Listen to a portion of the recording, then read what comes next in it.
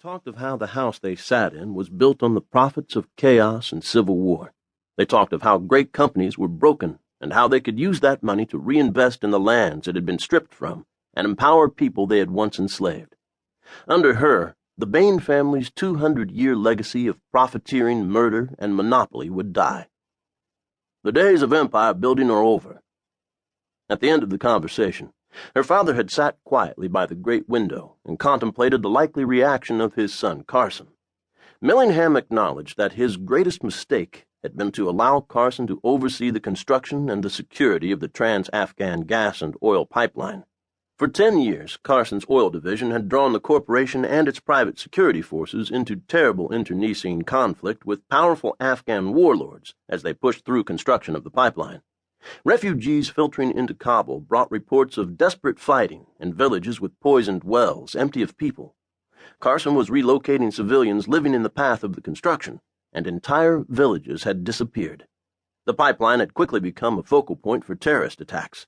Much of the responsibility for organizing resistance was claimed by a warlord known only as Tehran. For 5 years, Tehran had targeted and killed corporate employees and their families. Workers died with such regularity that now only acts of outrageous ferocity were reported on the news. All the while, Carson pressed on, his greed in lockstep with Tehran's anger.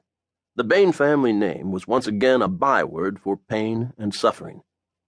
"We can move forward together." The night before they returned to Afghanistan to resume the peace talks, Emma had been banished to Manhattan while Carson was summoned to the house. There, her father had stripped Carson of the oil division, a de facto suspension from the company. He had been informed that ultimate control of the corporation would go to Emma, and he would be sent back to the Naval Services section. Her father hadn't provided any further information on how Carson took the news, or even if he'd said anything at all. "Soon we will begin to build again, in peace, together for the benefit of all." Millingham had immediately ceased all work on the pipeline. The corporation would not put profit before lives.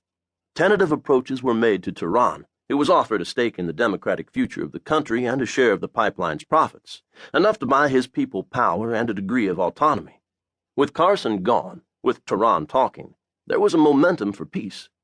This quiet approach had allowed them to begin construction of the pipeline again, this time for the good of the country. For the good of all the people, not just the shareholders. Emma blinked and forced herself back into the present. Last night she had lain in the hotel bed with Vaughn and talked till she was drowsy about using her family's vast, unthinkable fortune for good. She would have to go back to Manhattan, set up a new department to decide how the money would be spent. He told her that she could do it. She was smart, he said, smarter than he was. He was just a kid from nowhere, and if she needed anyone to come help her with her bags, he could do that. When she asked what he wanted to do, he told her he was going to return to America in a week's time, use his danger money to arrange a mortgage on a ranch, one with a good creek for fishing and swimming.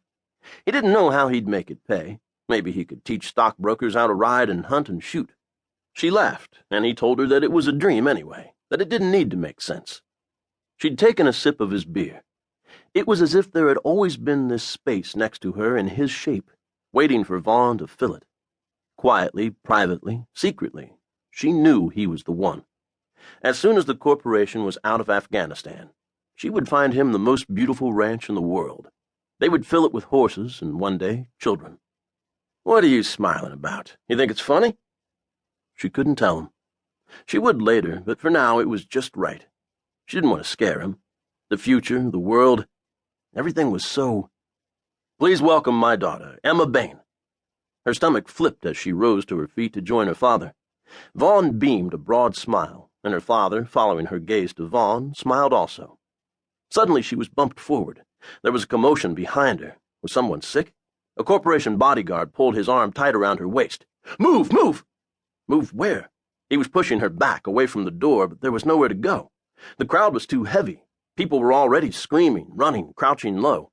Why was everyone screaming? What had happened? No one seemed to be hurt. What was it? She stopped. In slow motion, she saw the guard pulling on her arm, his face contorted, his gun drawn. "Down!"